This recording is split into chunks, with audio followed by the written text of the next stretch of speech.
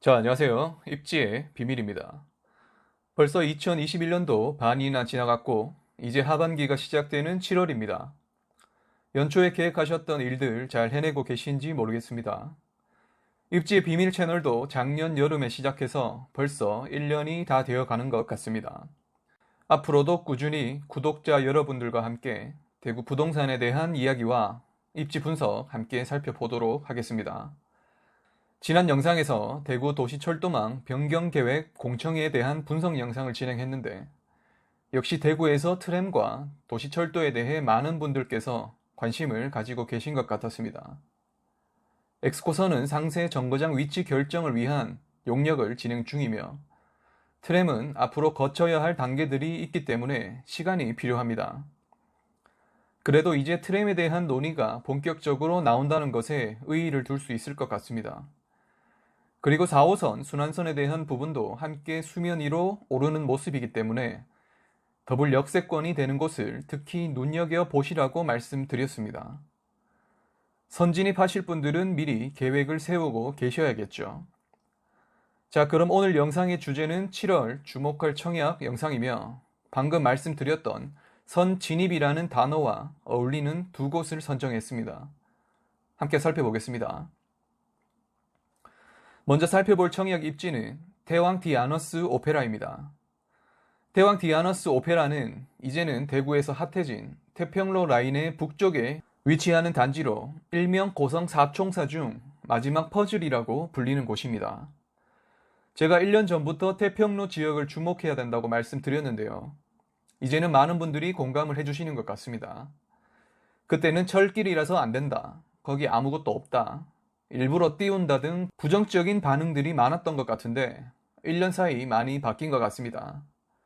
확실히 단지들이 하나씩 분양하고 완판되면서 이제는 많은 사람들에게 눈에 띄게 되죠.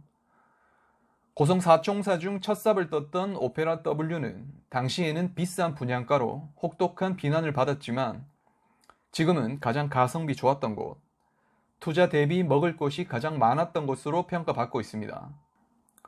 이처럼 태왕도 비록 고성 4총사의 마지막이긴 하지만 태평로 전체 입지의 미래 가치로 봐서는 아직 선진입이라는 생각을 가지고 있습니다.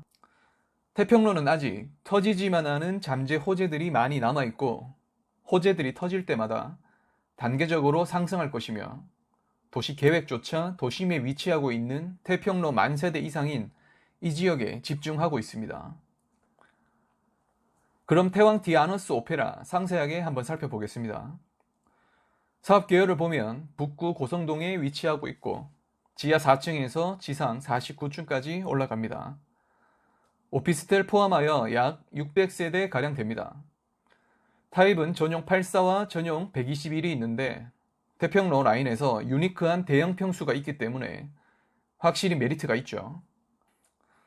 큰 평수 평면도를 보고 싶은데 아직 평면도는 업데이트가 안 되어 있네요. 일단 단지 배치도 한번 보겠습니다. 우선 방위 표시는 위쪽이 북쪽이기 때문에 그대로 보면 되겠죠. 로얄동은 당연히 대형 평수가 있는 대기동이 되겠죠. 태왕도 힐스와 마찬가지로 큰 평수를 뒤쪽으로 배치하여 철도 소음 변수를 최소화시켰습니다. 추후에 방음터널, 복개, 지하화 등의 방안들로 상황이 바뀔 수 있지만 현재는 보수적으로 배치해야겠죠. 이번 태왕 배치도를 보면서 가장 특이한 점은 오피스텔의 배치입니다. 사실 이 배치도에서 가장 조망이 잘 나오는 라인은 오피스텔 라인인 이쪽이기 때문에 오피스텔의 청약 경쟁률 또한 높을 것으로 예상됩니다. 남서쪽 뷰가 탁 트였을 뿐 아니라 추후에 달성 토성까지 보기 좋게 개발되면 더 좋아지겠죠. 태왕을 기준으로 아래쪽과 오른쪽은 고층 아파트들이 들어서기 때문에 남서쪽 뷰를 가진 라인이 전체적으로 인기가 좋을 것으로 보입니다. 그럼 지도를 통해 입지를 한번 살펴보겠습니다.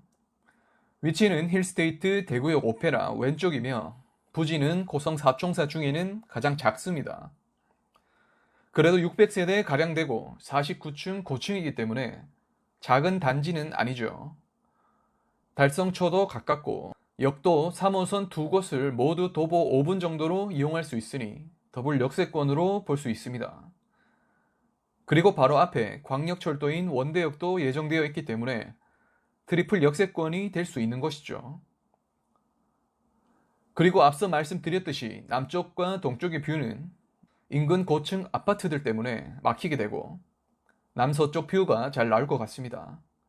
특히 건너편의 달성파크 푸르지오 힐스테이트는 최고층이 23층이기 때문에 태왕 남서뷰 고층의 경우 달성 토성의 뷰까지 누릴 수 있을 것 같습니다.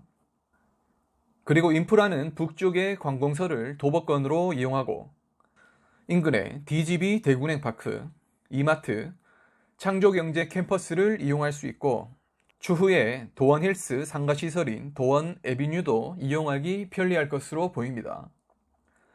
자, 그리고 가장 중요한 분양가를 봐야겠죠.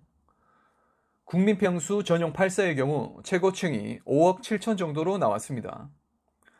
맞은편 얼마 전 완판을 달성한 달성공원역 힐스가 6억을 넘겼기 때문에 태왕도 아마 6억을 넘겨 분양할 것이라는 예상이 많았는데 예상을 깨고 낮은 분양가로 나온 것입니다.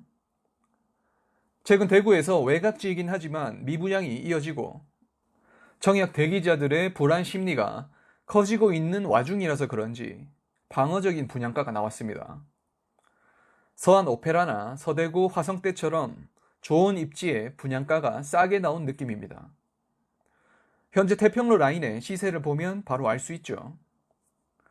좋은 입지에 분양가까지 합리적이기 때문에 무주택 분들이나 청약을 준비하시는 분들에게는 큰 기회가 될 것으로 보입니다.